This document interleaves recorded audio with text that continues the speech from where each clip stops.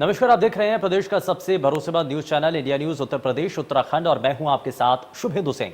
उत्तराखंड में विधानसभा चुनावों के दिन अब कम ही बचे हैं और जबकि अभी से सियासत के जाबाजों ने अपने अपने मोहरे बिछानी शुरू कर दी हैं।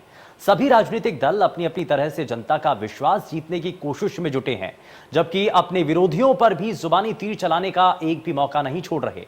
लेकिन उत्तराखंड की चुनावी लड़ाई जरा धार्मिक हो चली है, तभी तो प्रदेश की दो सबसे बड़ी पार्टियों ने हरिद्वार को सियासत का खड़ा बना दिया। चाहे बीजेपी की जन आशीर्वाद यात्रा हो या फिर कांग्रेस की परिवर्तन यात्रा, सभी का हरि के द्वार जाना लगभग तय सा हो चुका है।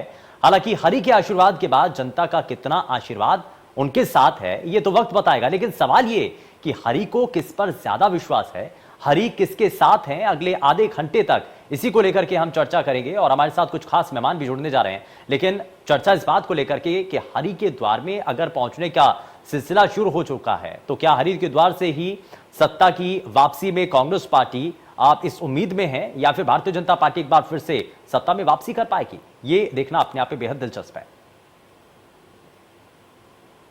तो हरि का हाथ किसके साथ, ये अपने आप में सवाल। कांग्रेस की परिवर्तन यात्रा क्या असल मायने में सत्ता में भी परिवर्तन ला पाएगी, उनको सत्ता पर काबिज कर पाएगी? बीजेपी और कांग्रेस का खेल अगर बिगाड़ेगा तो तीसरा गुट क्या होगा? विधानसभा चुनावों के लिए सियासी बिसात भी बिछने लगी है। हर राजनीतिक दल अपनी तरफ से तैयारी भी कर रहा है और हर किसी की अपनी स्ट्रैटेजी है, अपनी रणनीति है। जन आशीर्वाद यात्रा के जरिए जहां एक तरफ जनता के साथ जुड़ने की कोशिश है, तो वहीं कार्यकर्ताओं ने सीएम का जोरदार स्वागत किया। कांग्रेस की परिवर्तन यात्रा कितना परिवर्तन ला पाती है, उनकी मौजूदा वक्त की स्थिति में कितना बदलाव आ पाता है, क्या उनकी जो मौजूदा वक्त की स्थिति है वो बेहतर हो पाएगी? आज परिवर्तन यात्रा का हरिद्वार में अंतिम दौर है और आपने देखा कि जिस जोश और खल्लूस से हमारे युवा साथी, बुजुर्ग, महिलाएं कार्यक्रम में शामिल हुई, जगह जगह हमारी परिवर्तन यात्रा का स्वागत हुआ और एक संदेश लोग अपने घरों में लेके गए हैं कि आने वाला समय 2022 कांग्रेस का है। जो यहाँ पर विधायक हैं, उनकी राजनीतिक गतिविधियों पर जब हम नज़र दौड़ाते हैं तो निश्चित रूप से मैं समझता हूँ कि कानपुर के विधानसभा के लोग भी उनके चाल चरित्र, चेहरे को पहचान चुके हैं। परिवर्तन तो निश्चित है और ये परिवर्तन इसलिए निश्चित है क्योंकि लोगों ने मन बना लिया है। और जिस तरीके की हमारी परिवर्तन यात्रा लगातार आज दूसरे दौर के तीसरे दिन में आई है, मैंने देखा है, महसूस किया है, जितना हमें उत्साहवर्धक एक माहौल उधम सिंह नगर में देखने को मिला, उससे भी अच्छा माहौल हमारे हरिद्वार में देखने को मिला।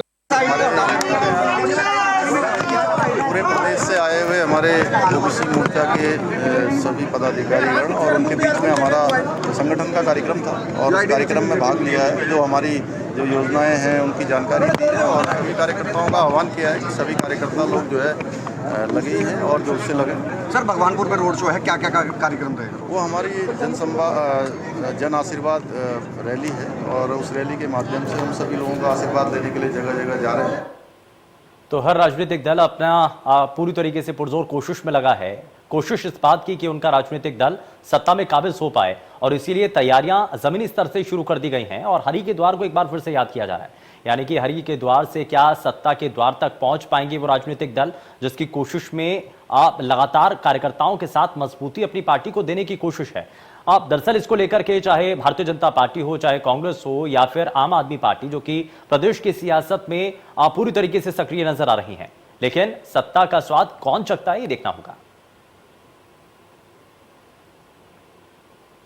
चलिए जरा जल्दी से आगे बढ़ते हैं और सबसे पहले दो खास मेहमानों से आपको उनका तारुफ आपसे करा दें। भारतीय जनता पार्टी से वरिष्ठ नेता जोगेंद्र सिंह पुंडीर हमारे साथ कार्यक्रम में जुड़ चुके हैं। जोगेंद्र जी, बहुत स्वागत है। और कांग्रेस पार्टी से प्रवक्ता डॉक्टर आरपी रतूड़ी हमारे साथ कार्यक्रम में हैं। डॉक्टर आरपी रतूड़ी जी, बहुत स्वागत है। आप रतूड़ी जी, शुरुआत आपसे ही करना चाह रहा हूं कि कांग्रेस पार्टी अब जिस तरीके से सम्मेलन कर रही है और उत्तराखंड में एक बार फिर से सत्ता में वापसी के लिए जो रास्ते तैयार कर रही है, कितने मजबूत हैं? और साथ ही साथ सवाल ये भी कि हरि के द्वार से सत्ता का जो द्वार है, क्या वाकई में ये रास्ता मजबूत होता है? देखिए शुभेंदु जी, कांग्रेस का निश्चित तौर पर ये धर्म बनता है क्योंकि नेता जो हमारे विपक्षी पार्टी है, 嗯 और हम जो भारतीय जनता पार्टी की 嗯 स्थापना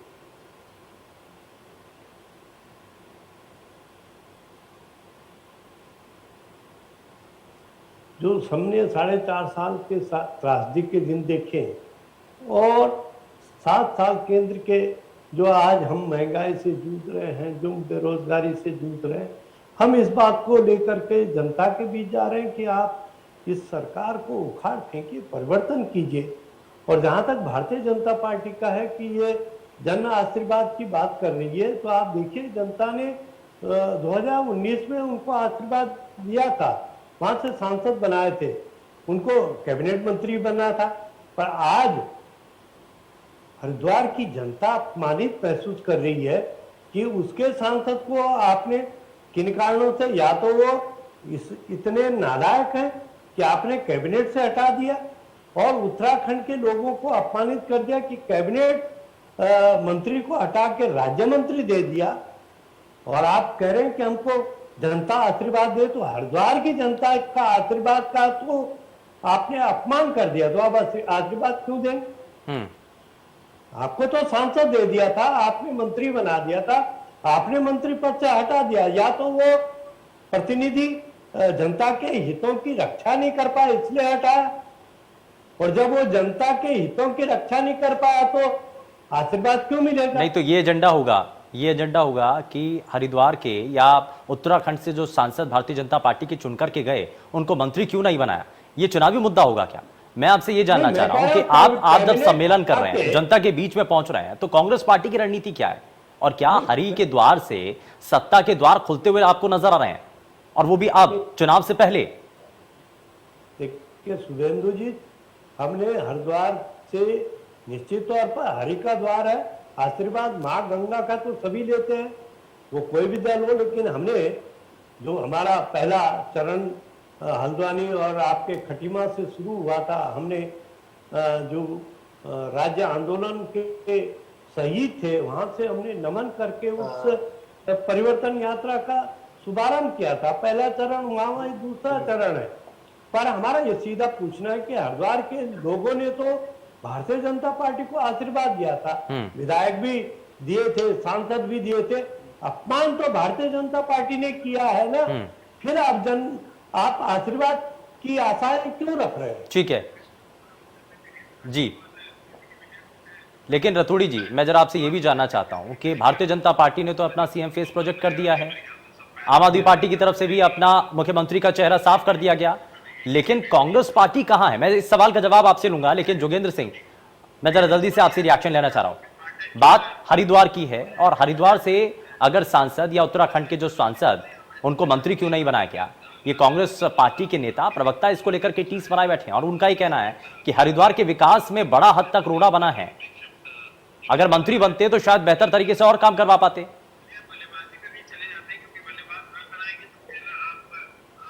जोगेंद्र सिंह जी,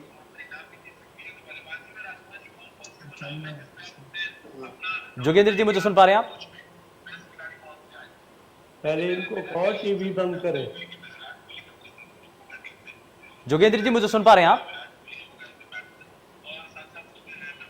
लगता है शायद संपर्क नहीं हो पा रहा है। मैं रतूड़ी जी आपसे पूछना चाह रहा हूं, ये जो सीएम प्रोजेक्ट आपने जो भारतीय जनता पार्टी ने किया हुआ है, उन्होंने कहा है भारतीय जनता पार्टी ने कि उनके जो मुख्यमंत्री हैं, उनका जो फेस है, उसी के दम पर वो आगे आने वाले समय में चुनाव लड़ने जा रहे हैं।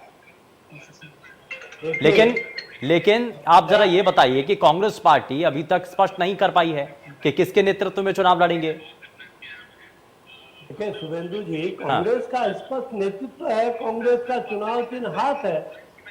हमारे नेता, आपने देखा होगा कि चुनाव संचालन समिति के अध्यक्ष हरीश रावत है, हमारे अध्यक्ष गणेश गोदियाल है, नेता प्रतिपक्ष हमारे प्रीतम सिंह जी सामूहिक नेतृत्व में चुनाव लड़ेंगे, और 2002 से और अब तक का जो भी चुनाव हुआ वो सामूहिक रूप से लड़ा गया। उसके बाद हाईकमान तय करता है, जब जनता का आशीर्वाद मिलेगा। नहीं तो आप ये कहना चाहते हैं कि हाईकमान अभी तक प्रदेश में कोई ऐसा नेता तय नहीं कर पाया है जिसको आगे प्रोजेक्ट करके चुनाव लड़ा जा सके, उनके चेहरे के दम पर पे चुनाव जीता जा सके? नहीं शुभेंदु जी, मैंने कहा नहीं कि चुनाव का संचालन माननीय हरीश रावत जी के नेतृत्व में दिया गया। हाँ। वो चेहरा नहीं है तो क्या है? हाँ। तो खुल करके कहिए ना, कांग्रेस पार्टी खुल करके क्यों नहीं कहती है कि हम हरीश रावत के नेतृत्व में प्रदेश का चुनाव लड़ने जा रहे हैं? मैं ठीक है, मैं इस पर जवाब लेता हूं। जोगेंद्र सिंह, मुझे सुन पा रहे हैं आप? जोगेंद्र सिंह जी, मेरा सवाल आपसे यह है, आरपी रतूड़ी ने आरोप लगाया है कि हरिद्वार के जो सांसद हैं उनको मंत्री पद से हटा दिया गया, ये तो हरिद्वार की जनता का अपमान है। रतूड़ी साहब ये कह रहे हैं।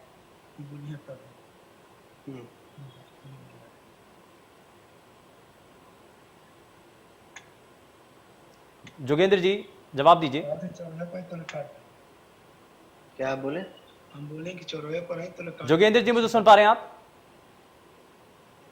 उनका फोन गड़बड़ है, लगता है शायद संपर्क नहीं हो पाया है, लेकिन मैं वापस जरा आता हूं रतूड़ी जी के पास। रतूड़ी जी, मैं एक बार फिर से आपसे वही सवाल कर रहा हूं कि आप बार बार ये कह तो रहे हैं कि हरीश रावत हमारे पास बड़ा चेहरा, लेकिन खुलकर के सामने क्यों नहीं आते हैं? खुलकर के आप चुनावी मैदान में उतरिए ना, आप कहिए कि हरीश रावत के नेतृत्व में हम चुनाव लड़ रहे हैं। या डर है आपको कि कहीं एक चेहरा अगर आपने प्रोजेक्ट कर दिया तो पार्टी के भीतर जो अंदरूनी गुटबाजी है वो तेज होने लगेगी, पार्टी को नुकसान होने लगेगा?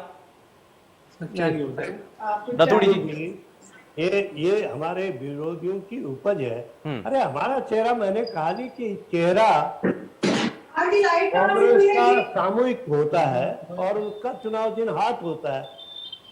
हरीश रावत अपने आप में हमारे बड़े नेता हैं और चुनाव संचालन की भागदौड़ उनके हाथों में है, उनके नेतृत्व में चुनाव लड़ा जाएगा। गणेश गोदियाल जी हमारे अध्यक्ष हैं, प्रीतम सिंह जी नेता प्रतिपक्ष है, हमारा सामूहिक नेतृत्व चुनाव लड़ेगा। ठीक है, किसी चेहरे को, हाँ ठीक है, आप ये कहना चाहते हैं कि जीत मिलने के बाद ये तय होगा कि आखिर चेहरा किसको बनाया जाए, वो भी आलाकमान तय करेगा। लेकिन रतूड़ी साहब, अब इस वक्त सबसे बड़ी चुनौती कौन सी आपको नजर आती है प्रदेश के अंदर? आप सम्मेलन कर रहे हैं, जनता के साथ जुड़ने की कोशिशें कर रहे हैं, हम लगातार अपने सभी दर्शकों को तस्वीरें भी दिखा रहे हैं जब कांग्रेस पार्टी के नेता सड़कों पर उतर करके कैंपेन कर रहे हैं और परिवर्तन यात्रा के जरिए क्या वाकई में परिवर्तन उत्तराखंड के अंदर होने जा रहा है? कांग्रेस पार्टी ये मान करके चल रही है?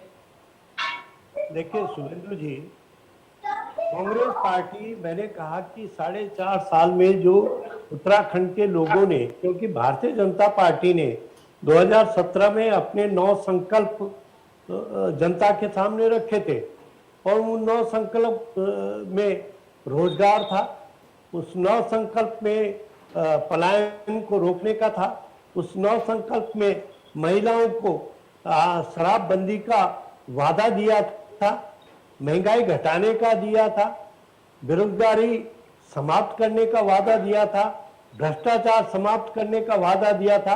आप बताएं जरा कि कोई इन 4.5 साल में कोई वादा अगर पूरा हुआ हो तो ये उत्तराखंड की जनता जान रही है। आज उत्तराखंड की जनता चाहे भ्रष्टाचार का आप पहले 74, चलिए भ्रष्टाचार को लेकर के बड़ा सवाल आपने उठाया है और उन वादों को लेकर के आपने सवाल उठाया जो कि भारतीय जनता पार्टी में सत्ता में आने से पहले किए थे। बहुत शुक्रिया सभी खास मेहमानों का कार्यक्रम में जुड़ने के लिए।